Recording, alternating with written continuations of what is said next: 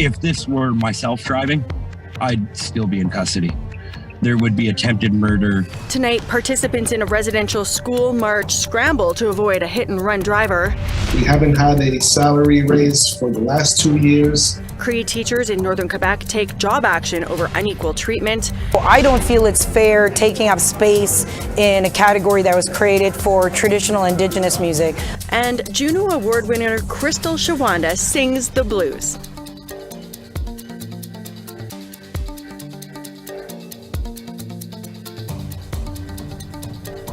Good evening. Welcome to APTN National News. I'm Melissa Ridgen. 5 people were reportedly hit by a truck during a residential school march in Mission, British Columbia on Saturday. 2 sustained injuries that required medical care, while the driver of the hit and run turned himself in. No charges have been laid, and he's not in police custody. The response by the RCMP is also being called into question. Christopher Robertson with the Crazy Indians Brotherhood, who organized the march, says a number of vehicles were unhappy to be delayed. We had some people risk everyone's lives zooming past us in the oncoming traffic. They were none too happy what we were doing. Then he said one of the marchers at the back, wearing a yellow safety vest with a slow sign, was run over. See that truck did something over there. He's on film. In all, 5 people were reportedly hit. The most serious was the man protecting the back of the march, who suffered a concussion, scrapes, and soft tissue injuries. Robertson thinks the police response would have been different if an Indigenous driver ran into a crowd of non-Indigenous people. If this were myself driving, I'd still be in custody. There would be attempted murder, aggravated assault, assault with a deadly weapon, misuse of a motor vehicle, attempted murder with a motor. The list would have just piled and piled. The latest RCMP news release says that the 77-year-old driver turned himself in and he was released without charges. His truck, however, has been seized for examination, and Mission RCMP are asking for witnesses to come forward. Well, Sagkeeng First Nation started looking into unmarked graves a year ago, and last week the community came together to discuss what they have found so far. Sagkeeng is about an hour north of Winnipeg. Community leaders used ground-penetrating radar in 2 places, including the sites of a former residential Catholic school which operated on the reserve between 1905 and 1970. Chief Derek Henderson says the radar turned up 190 possible unmarked graves. The next step is finding out exactly what they are. And again, these are the disturbances in the soil, that could fit the criteria of potentially unmarked burial sites.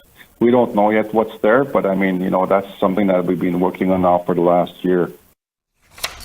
22-year-old Prince Albert man is dead after a shooting involving RCMP on Cumberland House First Nation in northern Saskatchewan. It unfolded when police were tipped off last Thursday that a man wanted on a warrant for assaulting an officer was in the community. Officers surrounded a home after they spotted a man with a firearm. 4 suspects surrendered, but not before one of them exchanged shots with RCMP. The last person to surrender advised officers that a man was injured inside the home. That man was taken to hospital where he was declared dead. RCMP are not releasing the man's name at this point. The Moose Jaw Police Service was going to be conducting an independent investigation of this incident. Stay inside your home. Starting next year, British Columbia will be the first province to decriminalize the possession of hard drugs. They worked with the federal government to set a limit of 2.5 grams for personal use for drugs like heroin, cocaine, and fentanyl. APTN's Tina House joins us from Vancouver with reaction from the front lines of the opioid epidemic. We're here on Vancouver's downtown east side, which is literally ground zero for the opioid crisis. Joining me today is the manager of the Overdose Prevention Society, Trey Helton. Trey, can you tell me about how you're feeling about the federal government decriminalizing drugs in BC? It's really exciting. It's a step in the right direction, and Vancouver has always been at the forefront of pushing the envelope and treating drug users with respect and compassion. So I think it's really great that we have, the label of the first spot in North America to decriminalize. Trey, what else can be done besides decriminalizing hard drugs? What else can be done to prevent so many overdoses that are happening?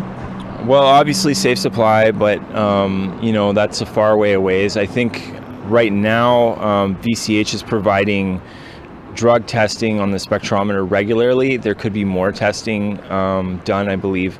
Something else like even the VPD is on board with is detox on demand, which is a big thing for when someone says, you know, I'm feeling done. I'd like to talk about some sort of treatment or detox options. You know, the wait lists, especially when you have benzos in your system, you have to go to a medical detox. It's not great. So there are definitely some things that could be done. And has it gotten better or is it getting worse? What's happening down here on the front lines?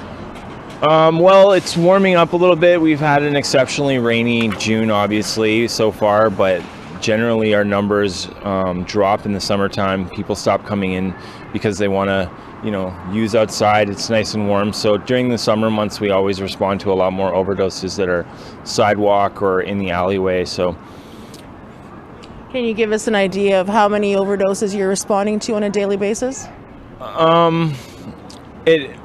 It depends on the supply chain and it depends on the week, right? If it's check week, we'll be doing like minimum 3 a day. In between check weeks, like this last one was a 5-week wait on the check, so people were exceptionally, you know, miserable and grumpy, and then check week happened and everyone's tolerance had lowered. You know, there was some pretty awful overdoses. I found a guy that was pretty much dead right across the street from Insight, and thankfully he's alive. He just gotten released from an institution, so his tolerance was lower, and that's one of the key things for people to know is when your tolerance is lower or you haven't been using for a while, please come in and use places like OPS or Insight. I mean, that's what we're there for. So, Trey, what do you want to say to the people that say this will not work, that basically this is giving them a go-ahead to go ahead and consume drugs in the public legally now? Well, I mean, like, using drugs shouldn't be a death sentence, and people shouldn't, you know, be sentenced to death over being stigmatized for using drugs. It's the same as going to a bar. Like, that's essentially what OPS is. It's like Cheers, but it's for drug users. Trey Helton, thank you so much for all your work down here, and thank you for joining us today. Yeah, no problem. Back to you in studio. Thanks, Tina. Well, we want to hear what you think about BC decriminalizing hard drugs. Here's how you can continue that conversation. You can send us your emails to news@aptn.ca.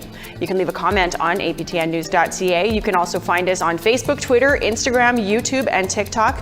Follow APTN News to join the conversation and see all of our latest stories.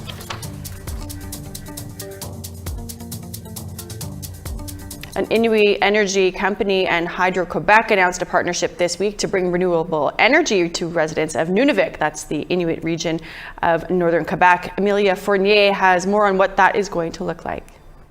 Who better than the Inuit of Nunavik and the Inuit of the world to take on that lead, because we have the most to lose and we're losing the most. Nunavik is experiencing the most dramatic effects of climate change, but the region relies on diesel fuel as a power source. Now, Inuit are looking to harness the land's untapped solar and wind power. If we're giving the message that global warming is happening like Sheila has been doing, then we have to practice what we're telling the world by going into clean energy. Inuit-owned and operated Takuti Energy Corporation will develop renewable energy projects in collaboration with local co-ops, and Hydro-Québec will distribute the power. All of these connections of trying to be creative and innovative is really important. Sheila Watt-Cloutier is an Inuit ecological activist who is helping Takuti find solutions and communicate with communities. If we can take ownership and feel like, oh, we're in control here, and we're doing something not only to protect our land and our waters, but we're also doing something for the entire planet, because the Arctic's ice serves as the air conditioner, and it's breaking down. Takuti is a joint venture between Makavik Corporation and Fédération des Coopératives du Nouveau-Québec, two main economic development organizations in Nunavik. Makavik President Pita Atami says the corporation is set up to benefit Inuit. We're not there to try to make money, we just want to have clean energy. And whatever money that we make, we're going to give it right to the community where the energy is being produced. While this renewable energy will flow through Hydro-Québec's grid and the company will collect user fees, Hydro-Québec President and CEO Sophie Brochu says they'll only play a supporting role. We're here to help, not to tell the people what to do. We're going to provide our expertise. At the end of the day, it will be their call. Tafkuti is still measuring wind data and figuring out logistical issues of transporting equipment and storing solar energy, so there is no set date for when Inuit will have access to renewable energy. But Wat Cloutier is optimistic about the effect this will have on generations to come. This is the opening, I think, that's going to lend itself out to different innovative, imaginative, sustainable activities in our region. Emilia Fournier, APTN National News, Montreal. We need to take a break, but when we come back, Indigenous money gurus in Ottawa have a plan for prosperity. It is proven that when Indigenous communities prosper, so do the regions around them.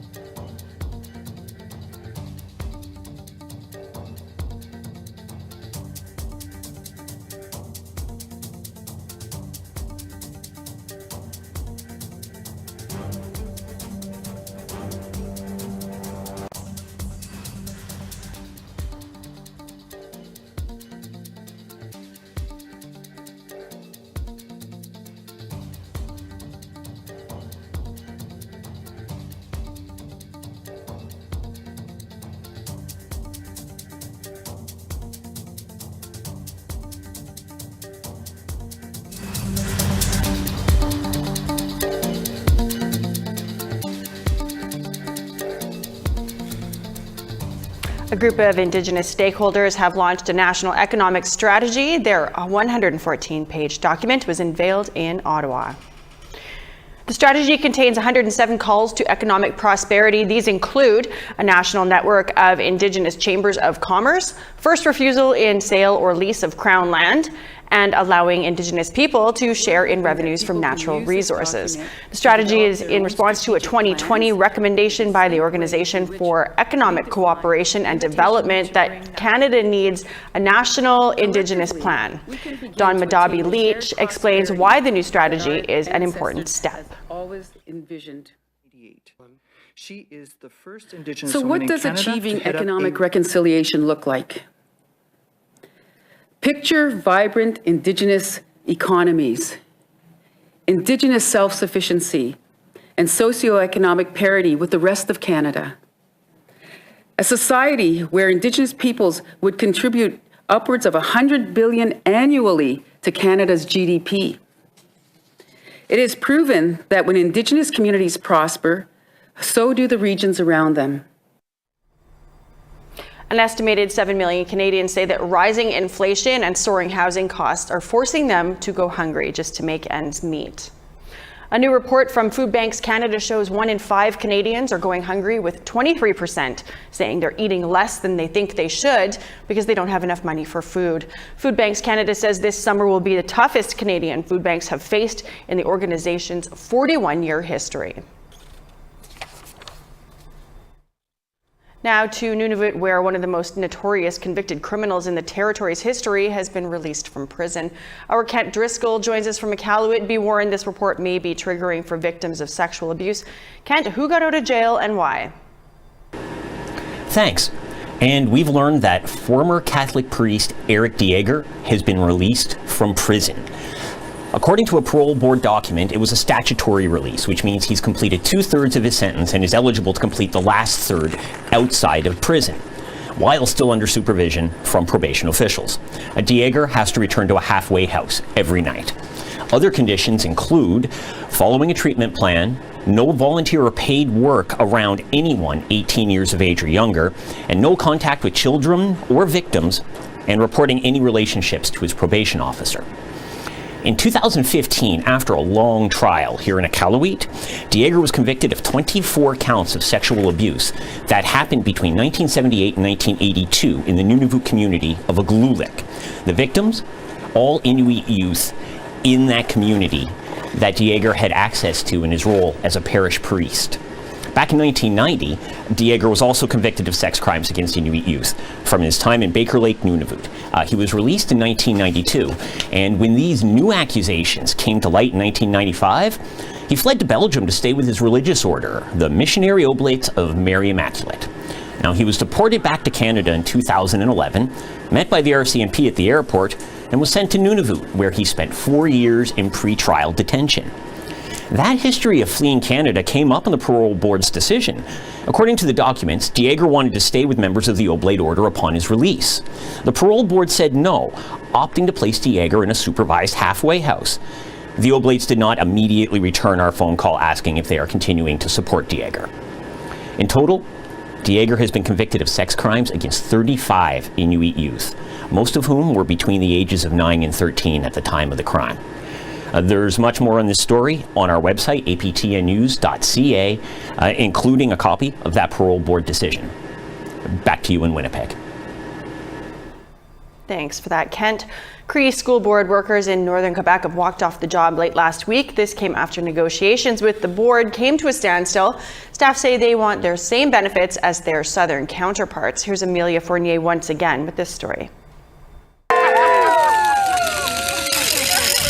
Joel Tapayatik, a high school Cree culture teacher, and Paul Washipabano, a computer technician for an elementary school, walked out of their jobs on Friday in Chisasibi, Quebec, over stalled union negotiations. Like a big gap from the local hired and the ones that are hired away from town. There's a big difference in benefits. And that's the negotiations that's been going on here. Benefits for teachers moving from 50 kilometers outside the region include paid outings and a lodging allowance. For instance, for parking, they shovel their pathways, but us that are locally, they're not shoveled. Something like that.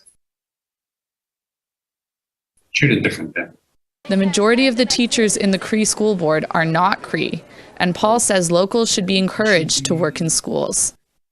I wish they would invest into their own people, into their own nation, because this would benefit a lot of local people, and that would be investing in the Cree nation. A school board in Nunavik, northern Quebec, recently granted local teachers and support staff the same benefits as the ones from the south after union negotiations. But Cree school board workers have been without a contract for 2 years as inflation worsens the high cost of living up north. We haven't had a salary raise for the last 2 years. We're very patient, we're very hardworking, but it's coming to the point where it's getting, I don't want to say ridiculous, but something's got to move. Centre des syndicats du Québec, the union representing the Cree School Board workers, organized demonstrations Friday in solidarity with CSB workers in several locations across Quebec. Union President Éric Gingras said working with the Cree School Board has been difficult. Les fonds sont là, l'argent est là. Maintenant, ça prend une volonté. Puis ça, la volonté, il semble qu'on oublie qu'une négo, c'est pour favoriser les deux parties. Pas juste une partie, pas juste la commission scolaire qui veut imposer sa façon de voir. Joel says the next strike will last days if an agreement isn't reached soon, and he'll miss his work if it does. I've always been saying this, that my job as an agriculture teacher is not a job for me. It's more like a hobby for me. That's what I think of. The Cree School Board declined an interview request from APTN. Emilia Fournier, APTN National News, Montreal. Well, it's time for one more quick break from us, but when we come back, Crystal Shawanda wants to be known for her music, not just being an Indigenous musician. Sometimes people try to force me into that Indigenous slot.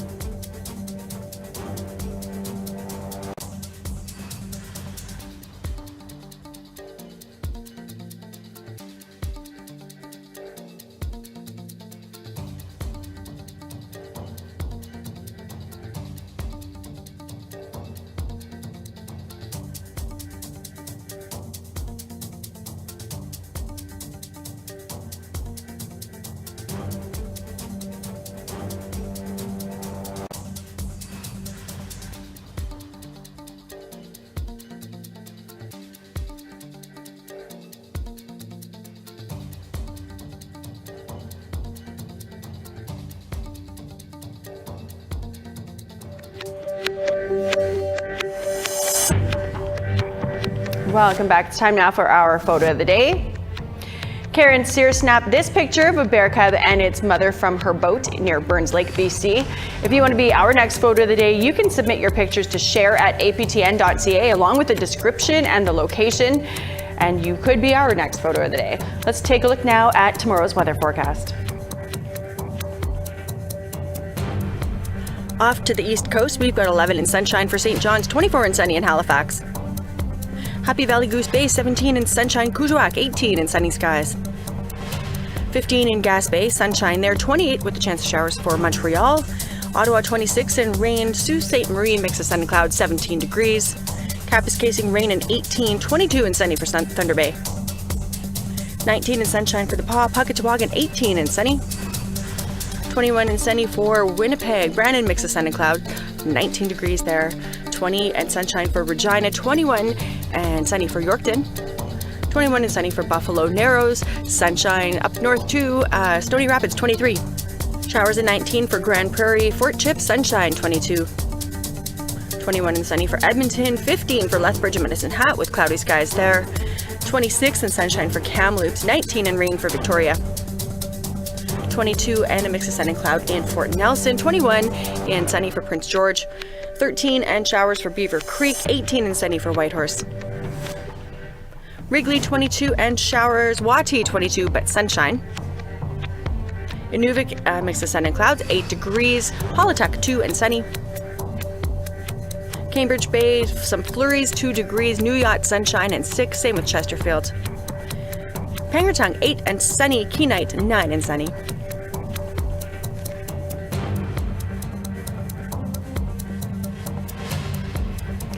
Juno Award winner Crystal Shawanda is once again touring after the COVID outbreak. APTN's Chris Stewart spoke to the blues singer at a recent stop in Edmonton.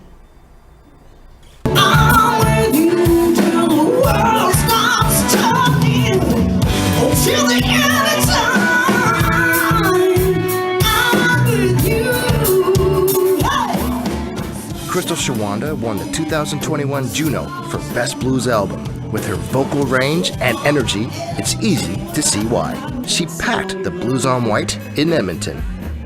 With an upcoming album in the fall, she says it's based on hope. Living in Nashville during COVID, her and her husband Dwayne took their daughter on night walks to avoid crowds. We go for a walk and we try to make it fun for our little girl, like, oh, let's look, look at the moon, look at the stars. And so one night when we were going for a walk, she said, Mom, let's go take a little walk with the moon. And me and my husband looked at each other. And so that's actually the title of one of the songs on the new album is Take a Little Walk with the Moon.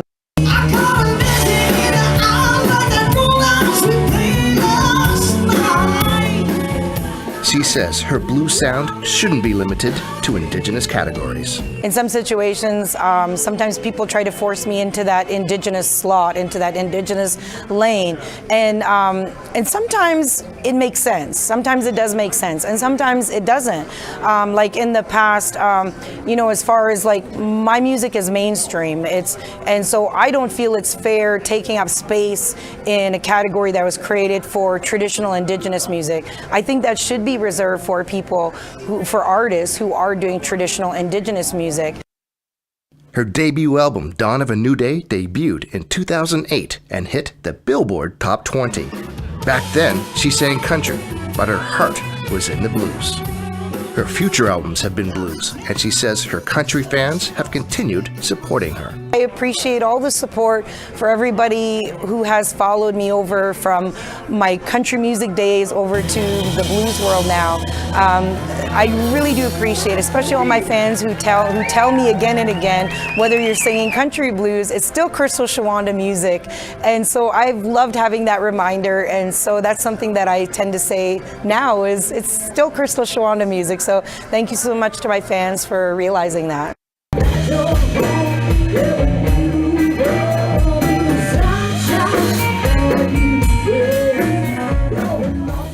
Chris Stewart, APTN National News, Edmonton.